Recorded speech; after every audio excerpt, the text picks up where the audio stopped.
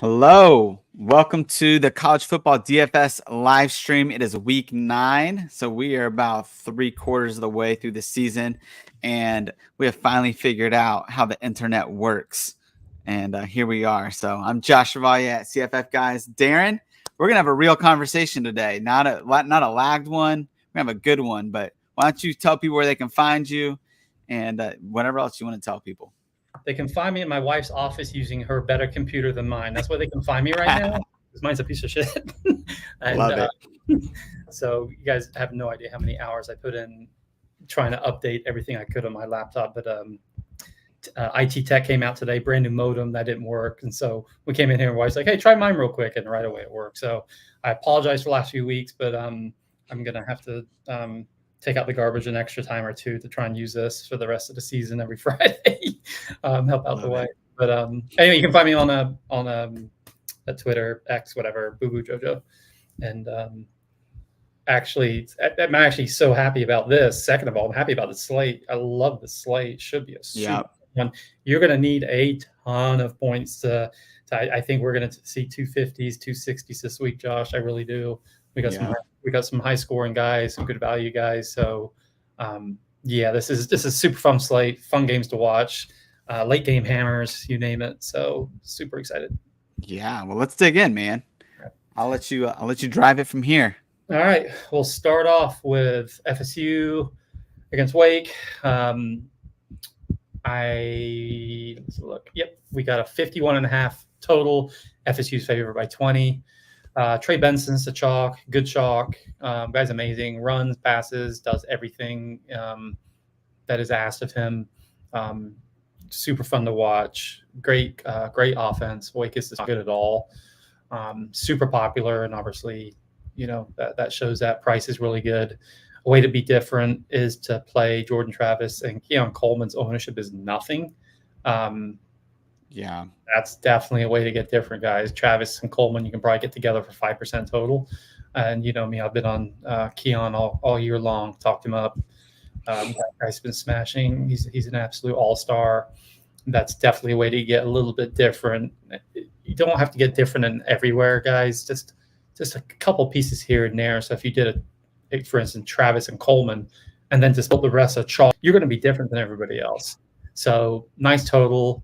But I don't have anything on the Wake side at all. Johnny Wilson's, I guess, an option, but I'm probably not going to go there. Yeah, no, for sure. What's interesting with Johnny Wilson, I saw somebody on Twitter go, man, Coleman could be a smash play if Wilson doesn't play. And I was like, wait, Wilson doesn't play? So that's a trigger for me. So I went to the FSU message boards. You really can't find anything, but there is a post on FSU 247 on Hakeem Williams and him maybe not playing. And there's like one poster in there that says like maybe they'll be resting Johnny Wilson this week because he's been a little banged up and they won't need him.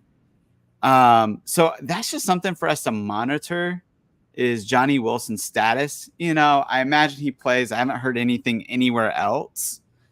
But if he doesn't play, then Keon Coleman and Jaheim Bell, I think, are both in play here, right? Those are the 3 receiving options that are really get all the work in this offense. And so Jaheim Bell is definitely somebody I would consider a 4.2K.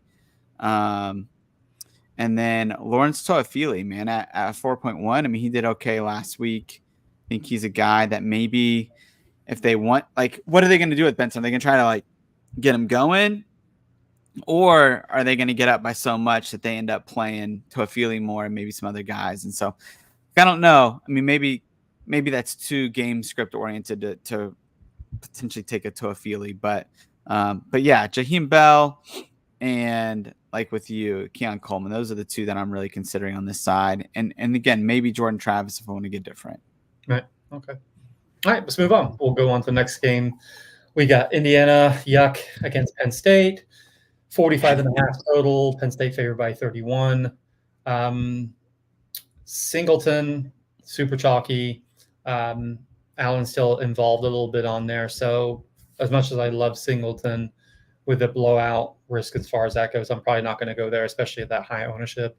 Lambert Smith is also chalky, but I'm probably not going to go there either. I just prefer some of these higher scoring games, and this 31 point spread, man. That's just like I don't really like taking receivers in just a huge spread, but not a huge total.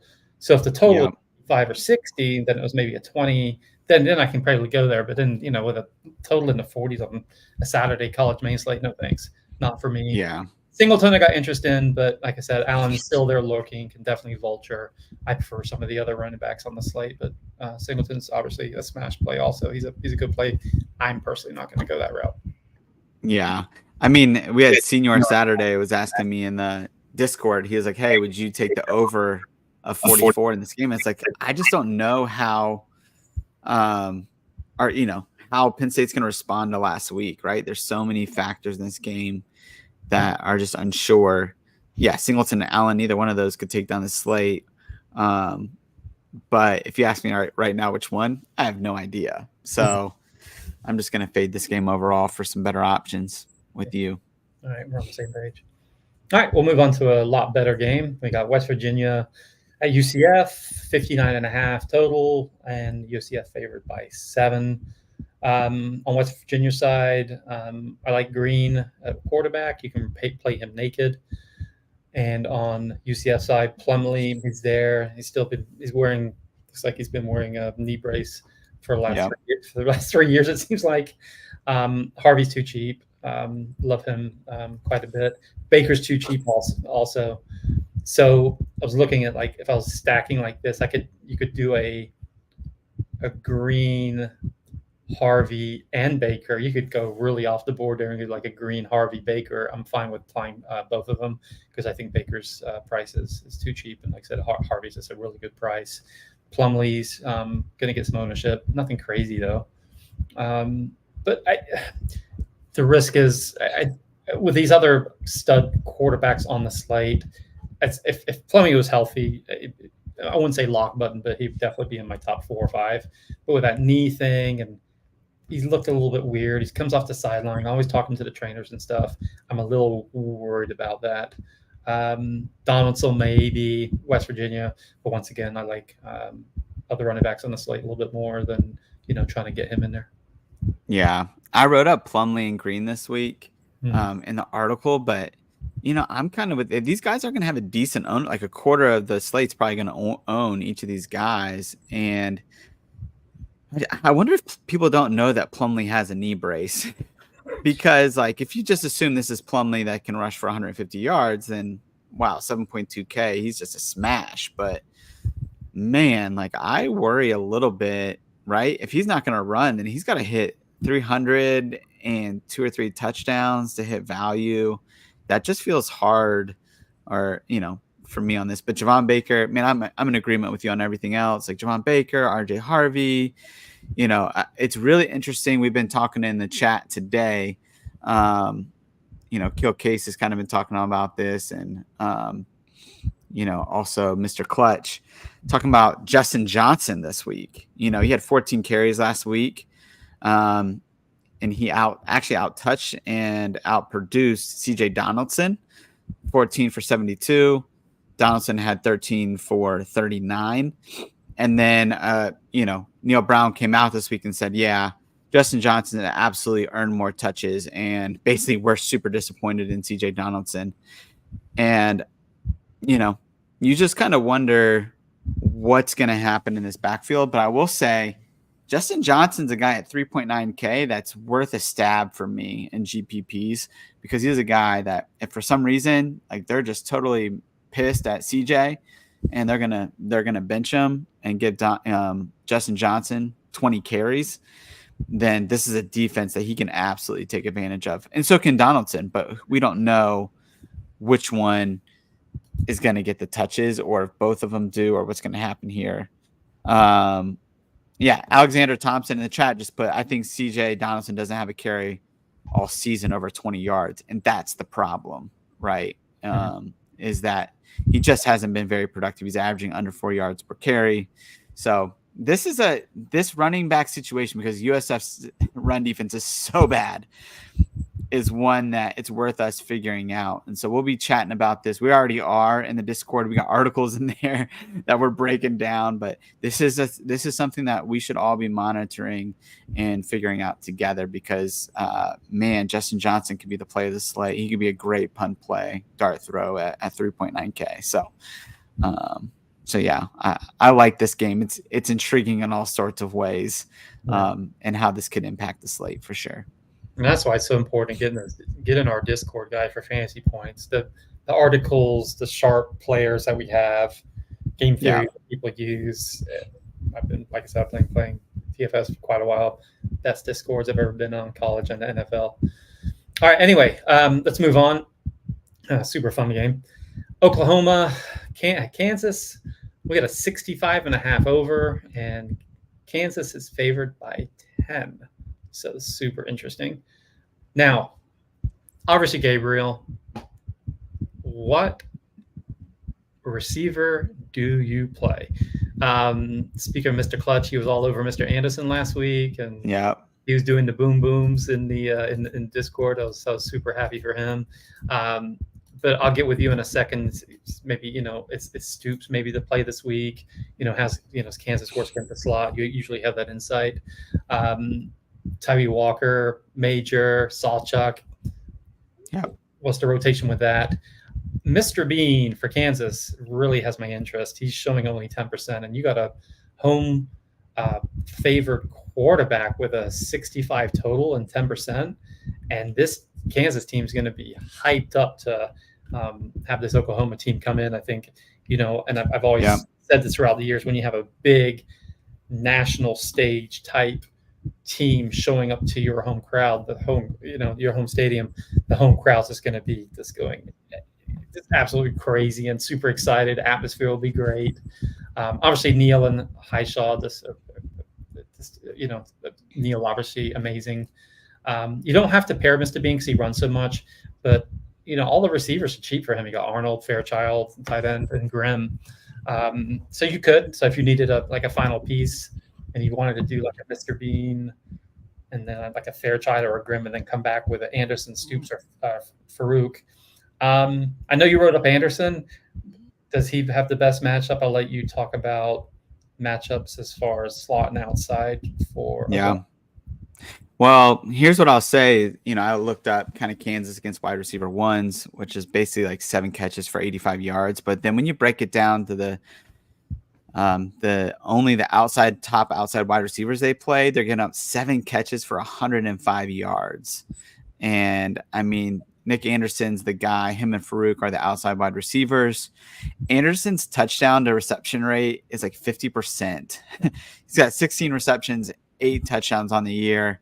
I just think, Mike Bainbridge and I on the props live stream last night were just talking. He was like, yeah, they don't have a wide receiver 1 for Oklahoma. And that's certainly true. They spread the ball around.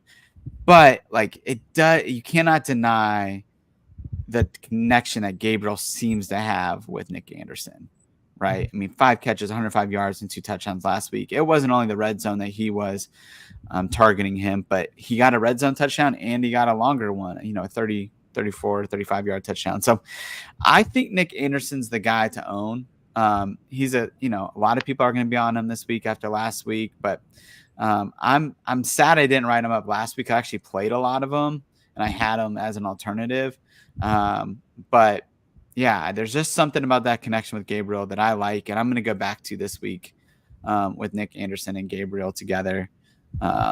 But you don't have to. You could just take Nick Anderson here if you wanted to do that too. But yeah, I think it's going to be a good game. I think Jason Bean's the type that he's hard to write up because it's hard. It's hard to create a case for him on paper, but he's going to have those games like he did against Oklahoma State, right? That are just so unbelievable. His ceiling is so high that you want to have some exposure to him. Right. And this could be another week where he does it. Yeah, I agree. Yeah, super fun one. All right, we'll move on. We got South Carolina and the Rattler against Texas A&M. We got Texas A&M 53.5 total, and they're favored by 14. So Rattler's not getting much ownership. I really like Trey Knox if legit is out. I mean, I think he's hurt and he's overpriced anyway. He's just too expensive in my opinion.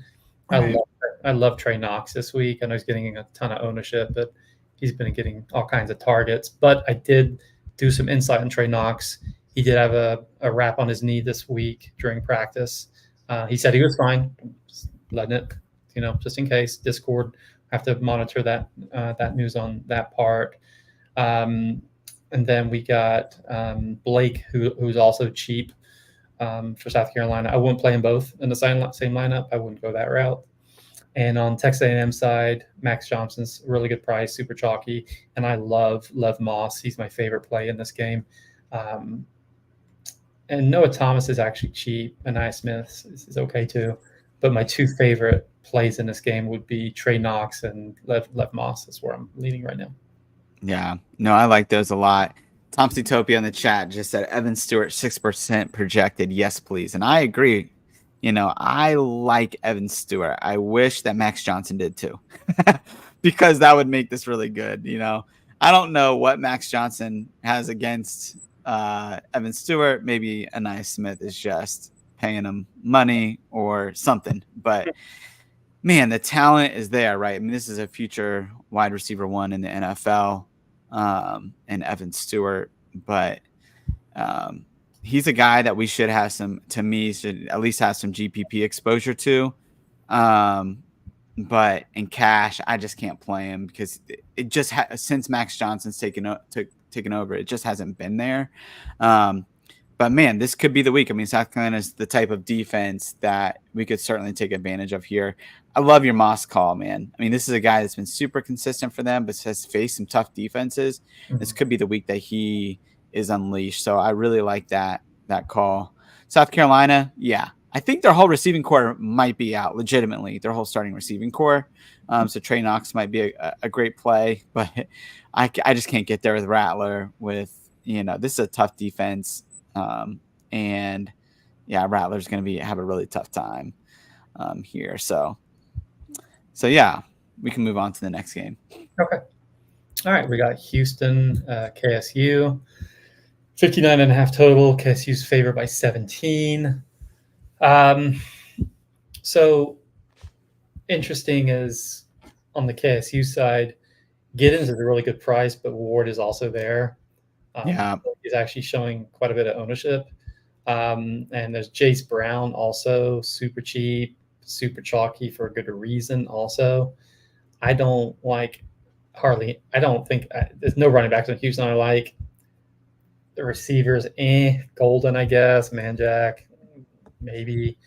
I like Giddens' price. I love Ward too, but it's still another one of those little timeshare type things, a little bit too much for me. If there's news, one of them's down, and then I'd be all in on one of the other two, home favorite with that big spread. And I don't mind. No, I'm not. I'm probably not going to play one of the running backs, but I might be on Jace Brown though. Not much in this game is kind of weird. Like I said, I just don't like these split backfield type stuff where they're two really good and you're just kind of playing the guessing game. Yeah, it's really tough. I mean, the guy, I'm gonna have at least one play of Avery Johnson. I mean, I know he's splitting time with Walker, with Will Howard. But man, like if he gets the hot hand and he takes over, that guy is just so unbelievable. My favorite, I love to play CFF Dynasty. It's my favorite format of any type of fantasy football. And Avery Johnson's just a guy that I've seen him play a ton and love that guy. So, but you can't really recommend him as an actual play because it's a timeshare there. But yeah, man, on the other side, Donovan Smith, I think is intriguing. Salary at 7.9 isn't too high. He has 3 wide receivers that are just so good. And I know this Kansas State defense is not bad. I mean, they're actually really good. And they're good against opposing wide receivers overall. But man, like Donovan Smith was clicking last week against Texas. Again, all 3 of these 3 wide receivers are very talented. Yeah, I could see Donovan Smith being able to get there. He's not going to be a very high owned guy for me, to be honest. I mean, I'll have my kind of tiers of the 7K quarterbacks. It's going to be going to be Plumlee and then Smith for me. But Plumlee's a guy I like, and I would even take Green in a similar price range over Smith. But I think he's at least intriguing for sure, especially because he has some rushing upside as well. Yeah, that makes sense. All right, we'll move on. We got Duke at Louisville, and why is Jameer trash only 6,100 and only showing 15% ownership? I don't know what's going on with that. Anyway, Duke at Louisville, 46.5 total. Louisville favored by 4. Why is his price is dumb? That's a note I put on here. He's just right. To watch. He's had one bad game. I don't care. It's a low in the 40s at 15%. It's a lock for me. Not even close. Not much on the Duke side. I mean, with this like lower total, I don't know. It's kind of there. What's the latest with Jawar Jordan? Because if he's possibly out, and I'm not going to pronounce his name, Guardendo. Yeah. Correndo, yeah. Corendo, yeah. When I'm watching film of him, nice pass catching back. You know, I feel about pass catching backs. So, for some reason, if you got any insight on Jawar Jordan, I really like Mr. G. So, Mr. G, if he plays, if Jordan's out, and then Thrash is my favorite play on the entire slate. Yeah. Yeah. I mean, yeah, I'm with you on Jamari Thrash. I mean, for those that are in the Discord and Fantasy Points, you know, last time we all saw Jamari Thrash in a write-up was when he was playing North Carolina State on a Friday night, and that was forgettable for sure. Chris Bell is the one that went off that game. And so it's good to see him back. This is a redemption story here for Jamari Thrash.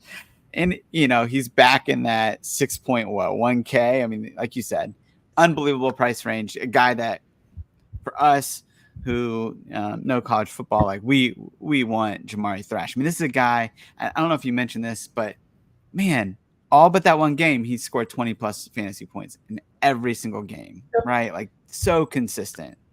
So we'll just chalk it up, even against Notre Dame, right? Who's got a great, top cornerback, 8 for 75 and a touchdown. So Jamari Thrash is about as safe as it gets. GPP cash, he needs to be a core part of our lineups for sure. Jawar Jordan, it's a hamstring injury and a speed back like that, right? I think he's very questionable. I doubt he plays in this game. So I do think Guarendo could be in play for sure. And I think even more the reason why Jamari Thrash is going to be the focal point of the offense this week. Okay, makes sense. Yeah. Duke, nothing on that side. They spread the ball around way too much, and Riley Leonard is probably not going to play. Or if he does, he'll be very limited. All right, we're on the same page. Good. All right, we'll move on. We got Oregon at Utah. Oregon favored by 6. We got a total of 48.5. Bo Nix, Franklin, always in play. Doesn't matter. Bucky went absolutely crazy last week. His ownership isn't much, but his price has obviously jumped up a ton. But for good reason. Guy is just an absolute stud. My one lineup that I was actually doing pretty good but I had one dud in there. I actually took out Bucky and put in Brooks. I thought he had more 3-4 touchdown upside over Bucky, but anyway, that's the Sarah. So obviously you're going to be talking about Mr. Vacky for Utah, and I know there's a big conversation in the chat a little bit earlier, but Jackson's still getting a ton of carries, man. Yes. He had 26 and 22 the last 2 weeks. So yeah, Vacky's talented, fun to watch and stuff like that. But I personally can't play Vacky when you got a running back, carrying the ball, touching the ball over 20 times a game. And Oregon's defense is pretty good. So, but not much like overall that I love in this game. But Bucky and Franklin, you can get them low this week for sure. and they're high upside plays. Yeah. Yeah, this whole game to me is about Siani Vaki, and it's like, and part of it is that he's gonna be solo owned, right? He's gonna be in the single digits potentially at 5K, and his upside is just so high. He was the second fastest. Real analytics on X. It's hard for me to call it that, but X. They had him as recorded as the second fastest offensive player last week at 21.5 miles per hour. I mean, that's just blazing fast. And he took a wheel route to the house 50 yards pretty easily against that defense, and there's just something different about the way that he moves that is just, it's fascinating to me. So yeah, I mean, that's what this offense is. They're gonna get carries at Jaquindon Jackson. What's crazy to me with Vaki is that, right, the first week he does it 15 carries for 158 yards and 2 touchdowns, and then the second week he comes back and goes 5 receptions for 148 yards. And it's just like, that's just great. I mean, the versatility for a guy that hasn't played barely any offensive football at the college level is just crazy. So he's a guy that I am going to have a lot of exposure to just because at 5K, I don't need him to like go off. I do think Jaquindon Jackson, he is getting the volume, but he's just not quite having the efficiency that he had last year. And he's just not getting a lot of touchdowns still. So hopefully, I mean, he could do it this game for sure, but as a guy who's had a lot of exposure to Jaquindon Jackson, I've been utterly disappointed this year. So it's hard for me to hop on the bandwagon at this point. Right. Makes sense. All right, we'll move on. BYU against Texas.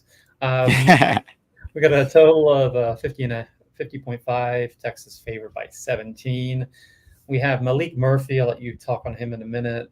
Red shirt freshman. Note yours. I'm curious how much you think it dings Worthy and Mitchell if you were going to go that route, if you wanted to do a little hookup on that side. BYU, Lassiter maybe, for comeback for receiver. So, Malik Murphy's pretty, he's got a pretty good price to get different off Brooks, but how can you get away from Brooks? Brooks was a disappointment last week. He's at home. I think he knows he was a disappointment, and I think he shows up and breaks the slate. Yeah. Yeah, I mean, Brooks is about the safest player on this slate for sure, and he'll be so highly owned. You need him in your lineup this week. There's no way to get around it.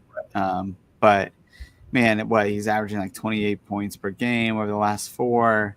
I mean, last week he had 5 catches and or 8 catches for like 50 yards, right? So it's just he's doing it in every single way. And CJ Baxter looked really healthy last week. I watched that whole game, being from Austin, and I think there's so many ways that you can go with this game, and I don't really know, but I think you could double stack Baxter and Brooks in the backfield with Baxter being so cheap at 4.2K. And I think we have to remember that Baxter was the starting running back first game of the year. I mean, this guy was a guy that the coaching staff, as a true freshman, deemed was better than Brooks. But that maybe has passed for now.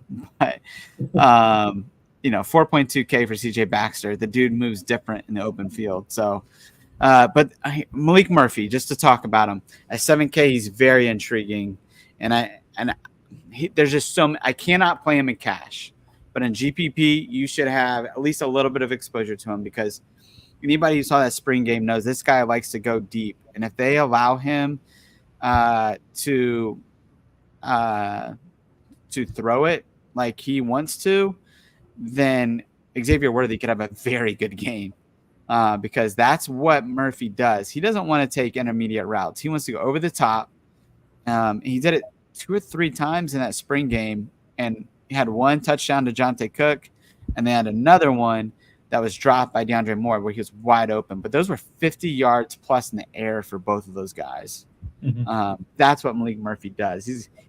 He's got, I won't say he's got the Joe Milton arm, but man, that's a bazooka attached to him. And he's got a lot of incentive in these games because he's either going to get a lot of money in the transfer portal in the offseason or he's going to be the QB1 for UT next year. So I'm intrigued. I think Jonathan Brooks and CJ Baxter are the safest things, but in GPPs, take some shots at AD Mitchell. You can take shots at Ja'Tavion Sanders, certainly at Worthy.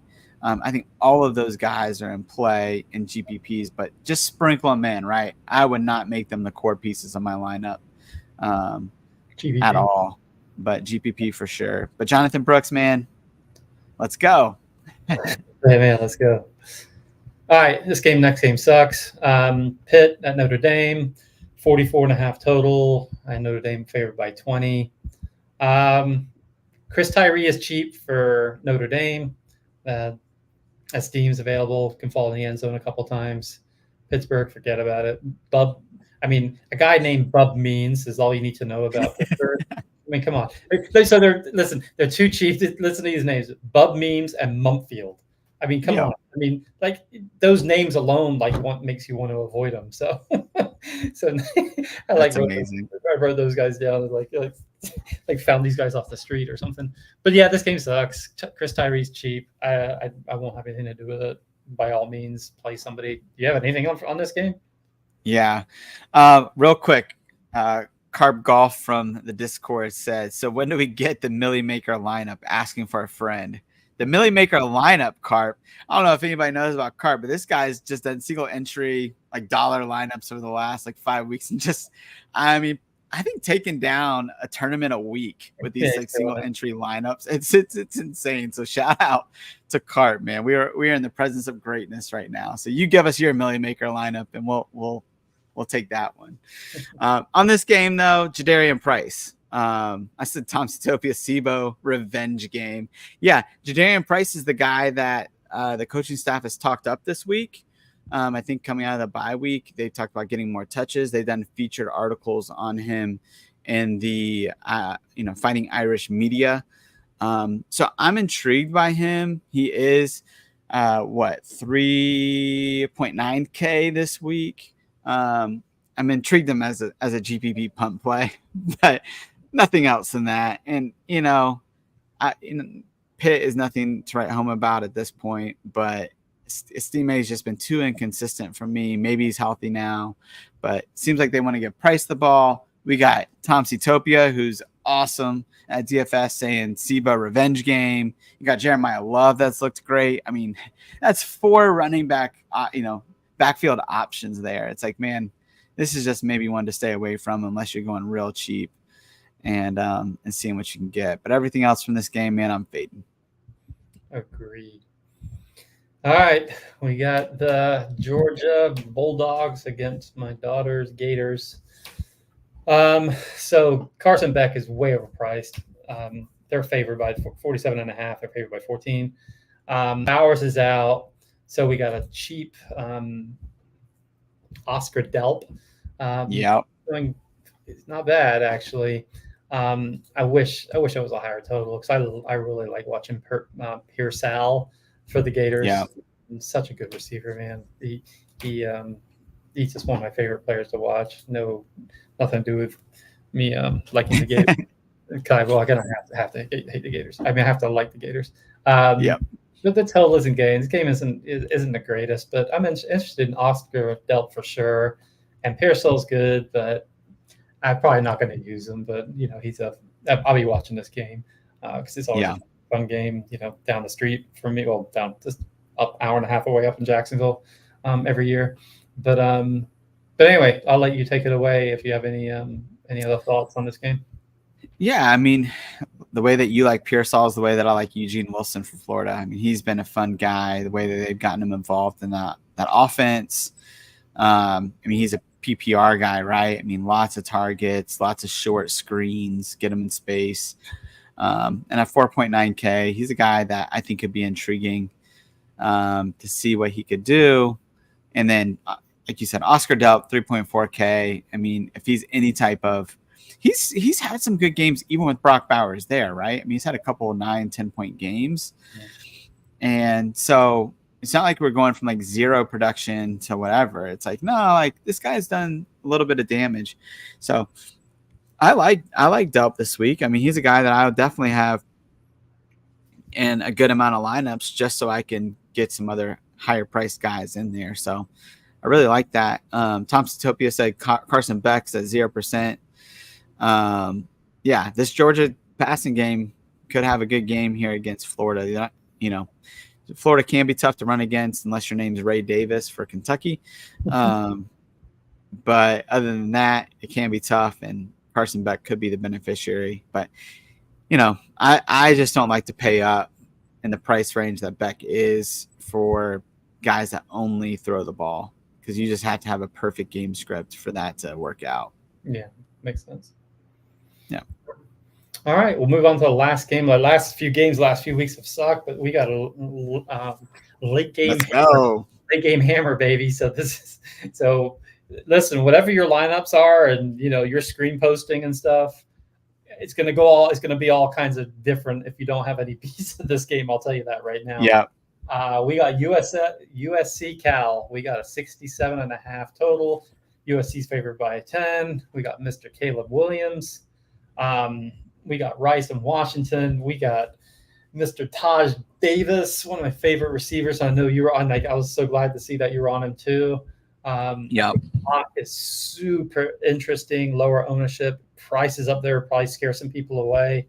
But this is definitely the best game of the slate. This game fun. It's from a DFS perspective. And there's a couple of games that are better, but this is just going to change, I think, a lot of things. Mendoza, Caleb Williams and Taj Davis are my favorite pieces on the game. I can see Ott getting there for sure. So I'm a little nervous getting away from him, but it's kind of hard to fit him in this week with the build that I'm actually looking at. But I'll let you take it away with your favorite pieces of this game. Yeah, Tom Satopia just said, Mendoza, baby, Miami's finest. This is a true freshman from Miami. So you know that Tom Satopia and I didn't know a little bit about him. Yeah, man. I mean, this is a kid that true freshman, really, really smart kid. And I think that's translated to the field. Last week he played Utah, tough defense, and he still put up 13 fantasy points. He threw, he didn't look terrible out there. And then the week before against Oregon State, who's also got a good defense, he put up 19 points. Like, I think at 5.8K, I'm not seeing a lot of ownership percentage, but I can't believe that's true. I've got to think that this guy, he had 4 carries for 40 yards against Oregon State. I mean, this is a kid that he's got some ability with his legs. He's found some chemistry with Taj Davis. He threw a 48-yarder to Jaden Ott in this last game. I mean, seems like he knows, who he can rely on and trust. So I like Mendoza a lot here, and mainly because it allows me to get to Caleb Williams. And I think this is going to be a Caleb Williams get-right game. He's got to be so mad after the last couple of games where he's not looked good. That team hasn't looked good. I think they're going to play him a lot, and I think they're going to want to, recruiting matters, and the way that you win or don't win matters. And I think they're going to want to prove some things in this game. So Caleb Williams I'm all over him. Taj Davis at 4.9K. I mean, he's a guy that I want a lot of exposure to. I mean, 19 targets over the last 2 weeks. The real question that we need to figure out is, and we're asking this in the Discord, who's the number one wide receiver here? Is it Jeremiah Hunter, who has been throughout the year and is super talented, or is it Taj Davis? And, right now it looks like Taj Davis, and Taj Davis is the guy that I want exposure to, but it could be Hunter. So I would sprinkle in some Hunter too. He's only 5.5K. But this passing game is probably going to have some success against this USC defense. So, and then Jaden Ott, like, to your point about asking the question with Ott and him being so high, is this like our Bucky Irving of the week, right? Like, where it's like, man, we wanted to play Brooks last week so much, but like, I didn't have a lot of exposure as much as I should have to Bucky because of Jonathan Brooks. So it's like, man, Jaden Ott is a guy that can score 30 points in this game. And so all these guys I think are in play for me, and yeah, I love this game. I love this whole slate. Has been really fun to talk about. It's been fun to see the comments popping off over here. It's been fun to actually talk to you in real time and not 5-second delay. Like this has been awesome today. Yeah, I totally agree. I think the one big point this week will be the choice will be to play either Caleb Williams or play Gabriel. So in my opinion, I think if you play Gabriel, you gotta pair him up with one of the receivers. Yeah. But with Caleb, you don't have to. You can just run him naked. That's just right. I wouldn't force, one of the receivers in with him. So that's why I'm kind of going back and forth with right now. Caleb naked, or trying to get the right receiver. Now, if you're doing like a 3 max, I would actually do Gabriel and do one of each. That's how I would do it. And then fill in the rest of the lineup. The prices are, pretty similar. In that way, that's the definite way to do it. But this super fun slate, man. Yeah, lots of good games overall, and super looking forward to these to watching this, and hopefully the chat will be going boom, boom, boom with all these different touchdowns and runs, and have some really good various and screenshots to show. But if that's it, no other questions, anything else pop in?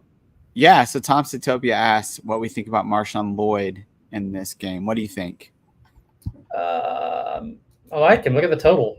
I mean, why not? I mean, it's not ownership. His ownership doesn't show that much, I don't think. You got it right there. I don't think he showed. I'm not looking at it right now, but I don't think he's that high up. I went through and I was like highlighting the guys who are higher owned. Right now it says 0%. So. Oh, okay. All right. Where's your question? Yeah. Anytime you got a total of over 60 something with a favorite team, and you got some guys going to be like less than 5%, absolutely. Yeah.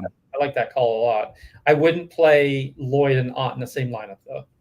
That's one thing I'd get to. Like I wouldn't play Lloyd and Ott, 2 running backs in this particular game. I don't know some other ones, but yeah, I like the Lloyd call. So if you're going to play Lloyd, then I would go back and play Gabriel.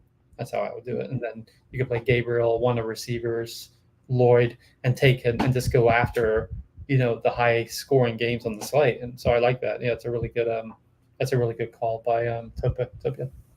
Yeah, for sure. I mean, you have, this California defense, right? Let's talk about who they played this year. They gave up Damian Martinez, who's in some ways a similar back as far as size, to a Marshawn Lloyd. Like he had 17 carries for 89 yards. On the season, they're giving up 13 carries per game to running back ones for 76 yards and almost a touchdown per game. I mean, they have 5 touchdowns on the year that they're giving up. In a lot of ways that running backs have gotten it against California, but they have been susceptible on average to the running back ones. They're giving up about 17 points a game. And that's right around the average of what those running backs are getting. So, yeah, I definitely think Marshawn Lloyd in this one definitely is playable for sure. So, yeah, great question on that. Yeah, sneaky. Yeah, Eric just said that's what I'm saying this week. Just play these high ceilings with no ownership. Makes a lot of sense this week. So I agree with that. Like, Darren, I can't remember if we were on air yet or not, but you were saying, man, it's going to take 250 points this week, right, to really take something down. So, Eric, to what you're saying, yeah, I think you're right? Like, we're going to have to shoot for the moon in these GPPs to really be able to place and to do well. So, cash, maybe a different story, but there's enough here, right? There's enough guys that we talked about today, even like the Vakis, Mendoza potentially, that are guys that could have low ownership that we can get us some exposure to, and we can still play the safe guys like Jonathan Brooks if we want and be fine. So, yeah, I think there's going to be some good options for us. Mr. Bean for me. Yeah. I'm going back and forth about putting him and Gabriel in the same lineup, which I'm fine with. But we'll see. We'll see what if there's any kind of crazy news Sunday morning that tomorrow morning that changes anything on that part. I think that's pretty much it. This is probably one of the best slates we've had, right? I mean, in a while, it seems. Yeah. I mean, as far as options, I mean, I wrote up 12 players today and 4 quarterbacks. And like last week, I was like, can I even write up 2? So this has been great. Eric is Mr. Clutch in the Discord. So that's good to know. It's fun to get people's names. I'm like, Alexander. Who's Alexander Thompson? Oh, Thompson Topia. So this is fun, man. This is fun this week. Darren, you want to tell them again where they can find you, and if you have anything coming up you want them to know about? I got my NFL optimized video that I put out. It's free. It's on YouTube. Submitted it today. Should be out. I think comes out on Saturdays after 5. NFL, NBA started, so screwing around with NBA a little bit. We got a big slate tonight. I'm always in Discord. Reach out. Any questions that related. But college, NFL, NBA, we're in the heart of it. So yeah, looking forward to everything this weekend, and hope we see some nice green screenshots from everybody in the chat. Yes, sir. Yep. Yeah. Hey, check out our DFS article that we just put out. The Saturday slate's up and live on the website. And then we got Mike Brainbridge's Prize Picks. We got the prop show that happened last night. That's all some good information on there that goes a little bit more in depth, and some guys like Nick Anderson and some of these matchups as well, relevant to here. And honestly, the big questions we got to answer in the Discord together is going to be, is Johnny Wilson playing? Is Jawar Jordan playing? And let's figure out some of this. How many carries is Justin Johnson going to get? How little is CJ going to get? I think those are all big questions that we'll be trying to figure out leading up to the first game tomorrow to lock. So good luck, everyone. Look forward to doing this together. Appreciate y'all joining us. Y'all have a good rest of your day. Peace. Peace.